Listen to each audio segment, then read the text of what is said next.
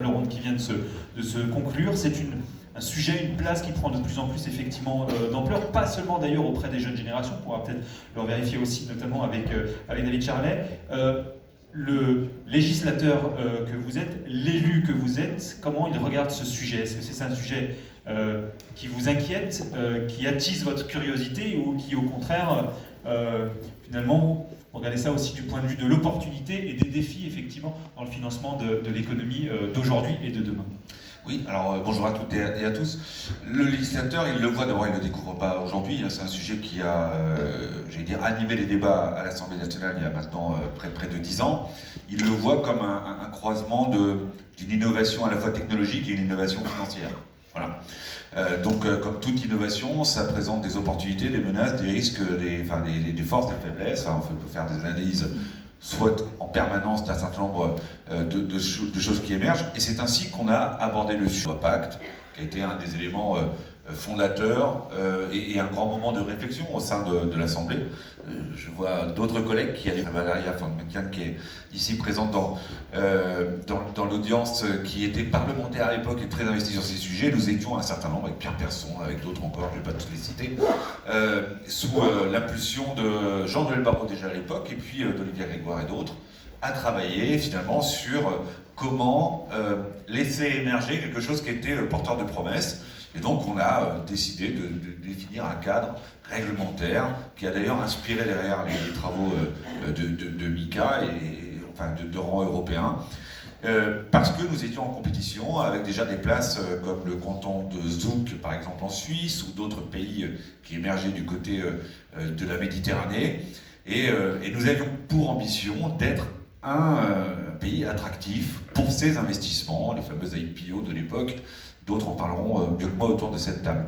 Et donc, nous avons eu cette exigence à la fois de porter un cadre qui était un cadre ambitieux en matière de réglementation, en matière de quiet, pas tout à fait naïf par rapport aux risques que pouvaient représenter ces placements, ces investissements, mais ça a été préfigurateur finalement de quelque chose qui a été repris au niveau européen. Donc, on l'a pris en responsabilité comme la plupart des innovations, on n'a pas fermé les yeux en disant c'est mal, c'est quelque chose qui vit en concurrence avec d'autres organisations, enfin d'autres orientations européennes. Est-ce que les promesses de l'époque ont été tenues par rapport à aujourd'hui? Ce sera peut-être l'objet de quelques questions que vous poserez tout à l'heure à ceux qui sont autour de cette table. Mais en tout cas, moi je me réjouis, je me félicite que l'ensemble de l'écosystème, à l'époque où nous avons bâti cette régulation, d'ailleurs nous ne l'avons pas fait seul, nous l'avons fait souvent en contact avec un certain nombre d'organisations, je pense à la DAN à l'époque et à d'autres aujourd'hui, ma foi, voilà, et je pense qu'on a aujourd'hui en tout cas une capacité à pouvoir faire en sorte que celles et ceux qui ont des projets autour des crypto-monnaies puissent s'épanouir en France, et il faut s'en réjouir. Faustine Fleuret, la place finalement aujourd'hui de ces crypto-monnaies, peut-être pour nous refaire un peu la cartographie très rapide, le paysage de la place que ça prend finalement aujourd'hui dans la finance aujourd'hui. On parlera de l'épargne dans un instant, mais peut-être quelques grands ordres de grandeur justement, et le regard que vous avez effectivement sur le sujet. Merci, bonjour à toutes, bonjour à tous. Alors effectivement, on est sur un sujet innovant, nouveau, mais plus tant que ça, Eric, vous le disiez à l'instant, quand on parle de réglementation, ça fait déjà 10 ans qu'on débat.